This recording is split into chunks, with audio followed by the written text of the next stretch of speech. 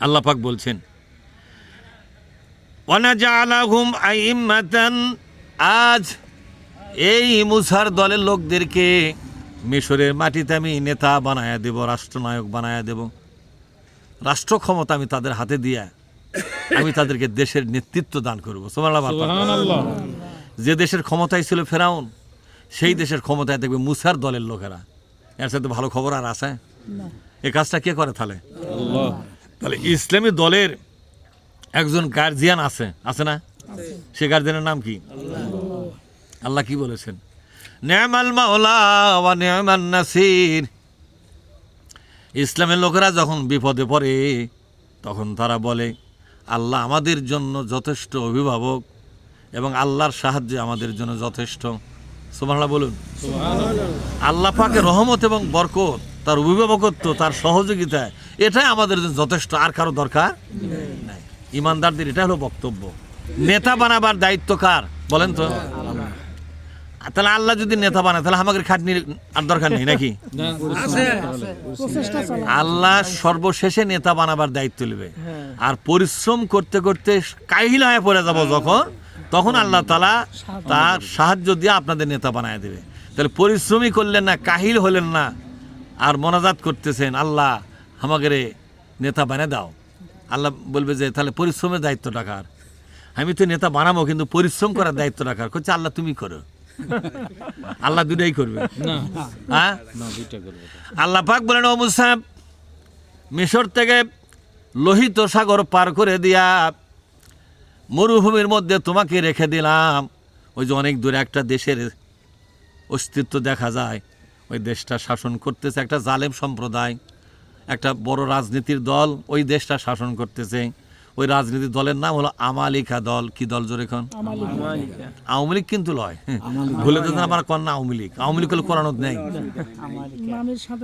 আমালিকা এই রংপুরে মডার্ন মানে যে সিটি কর্পোরেশনের মধ্যে মাহবিল করবে যে আমি আমালিকা করছি, করছে হুজুর বুঝিছি আওয়ামী লীগ। আমাকে এমন ক্যাসারত ফালালো, মানে ওটি প্রধান অতিথি হয়ে আছে আওয়ামী লীগের এক নেতা। ওটি আমি এই কথা কইছি, ওই এই ব্যাখ্যা দিয়ে আমি বলছি এই আপনি কিছু বোঝেন না, কি পেশাল পারেন? কোরআনে আওয়ামী লীগ কোনো শব্দ নেই, বিএনপিও নাই। তখন এই অতিথি আমাকে করছে, আমি তো সার চলে, আমি তো মনে করছি আসবে, আপনি তো সেভাবেই করছেন। আমি দেখেন ঠিক আছে না আমালিকা? আচ্ছা হ্যাঁ ঠিক আছে। পরে আমি একজন করি কেন উনি কোরআন পড়া জানে?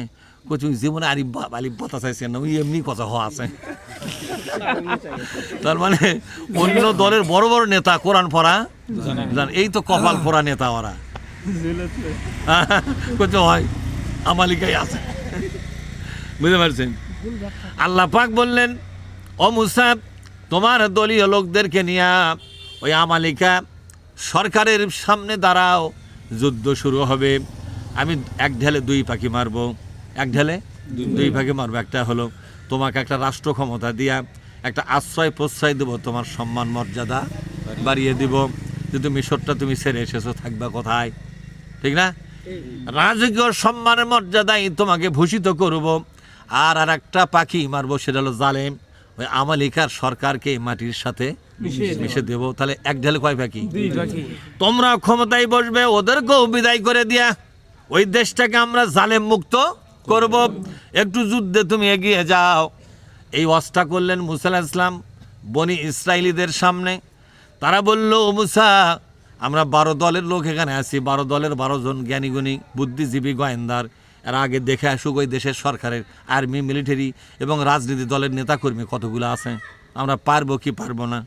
এই 12 দলের 12 গোত্র ছিল, বুঝলেন না?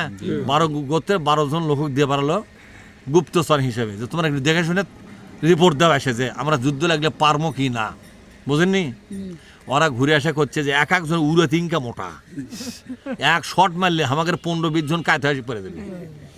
মুসা নবী নদী সাগর পার করে নিয়ে আসে, বেমাকক লিয়ে যা মারবে ওটি, সেই বুদ্ধি ধরেছে। বুঝেন না আমার কথা? তাহলে কি বুঝা পেলেন? মুসা আলাইহিস সালাম ওকে বললো যে শোনেন, আমরা ওখানে যুদ্ধ করবার যাওয়া, বললো যে আল্লাহ যে নির্দেশ দিয়েছে আমরা ওখানে যুদ্ধ করলে দেশটা আল্লাহ আমাকে দিবে, এবং আল্লাহ সাহায্য দিয়ে আমাদেরকে বিজয় দিবে, আর ওদেরকে কি করে দিবে? ধ্বংস করে দিবে। তা হচ্ছে যে শোনেন, আল্লাহর কথা আল্লাহর কাছেই আছে, কিন্তু পীড়ন তো আল্লাহ খাবে না। কিন্তু যেভাবে ওটি ওরা মিলিটারি আর ওদের দলের লোকগুলো সাজা বসে আছে, ওটি যাওয়া মানে প্রথম দিনই হামাকক মেরে ফেলে দিবে। ওটি কিসের রাষ্ট্র, কিসের কি, এটি ব্যালু সেটা ক্ষমতা, ওটি মার খাওয়া যাবো না। কথা বোঝেননি? তাহলে তোমাদের বক্তব্য কি? ইজাহাব আনতা ওয়া রাব্বুকা, বলেন ইজাহাব আনতা ওয়া রাব্বুকা ফাকাতিলা ইন্না হাহুনা কায়িদুন। আপনি যান আর আপনার আল্লাহ সাথে করে নিয়ে যান, দুইজনে যা মারামারি করেন, আমরা এটি বসে থাকবো। যুদ্ধে যদি যেতেন তাহলে আমরা আসবো, আর যদি ঠকে যান ওটি মরে যাবেন, আমরা যাবো না। আল্লাহ সাথে করে নিয়ে যা মারামারি করেন, আমরা যাবো না। আল্লাহ বললো যে তাহলে খাটনিটাও তোমরাই আমাকে দিচ্ছ। আল্লাহ তাআলা এই কথা কি সন্তুষ্ট না অসন্তুষ্ট? আল্লাহ অসন্তুষ্ট। বলল যে আরবাইনা সানাত, 40 বছর এদেরকে মরুভূমির মধ্যে আমি রেখে দিলাম, এদেরকে আর কোথাও কোনো আশ্রয় দেবো না, কোনো জমিনও এদের হাতে দেবো না, এটি মরুভূমির মধ্যে বালির মধ্যে পড়ে থাকে। এরা কেন এই কথা বললেন? জেহাদ করার দায়িত্ব আল্লাহ দিচ্ছে। আল্লাহ তো বলেছে তোমরা জেহাদে গেলে আমি সাহায্য করব। তো এখন আল্লাহ কি বলছে? তুমি জেহাদ করো তোমার নবীকে সাথ করে ওগুলো মারে ফেলে দাও, আমরা পরে আসতেছি, আমরা আরামে যাই, ওটি গদিত বসবো। গদি, আল্লাহ বলছে গদি এত সহজ জিনিস নয়। গদির জন্য জেহাদ, লড়াই, সংগ্রাম তোমাদেরকে। ক্ষমতার গদি কি হাউস করে কেউ কাউকে দিবে? 40 বছর আল্লাহ তাআলা ওদেরকে মরুভূমির মধ্যে জেল দিয়ে দিলেন একবার, জাগ করে, মানে জেলের মতোই অবস্থা হলো। সম্মানিত ভাইরা, আল্লাহ তাআলা বললেন ওরা তো চলে গেল ওখানে, আর মিশরের মাটিতে আল্লাহ তাআলা মুসা নবীর দলের লোকদেরকে বিজয় দিয়ে সরকার করে দিলেন। জোরে বলেন সুবহানাল্লাহ। এবার আল্লাহ তাআলা বলছেন ওয়ানা জালাহুমুল ওয়ারিসিন, আমি এই মিশরের মাটির তাদেরকে মালিকানা দিয়ে দিলাম। সুবহানাল্লাহ।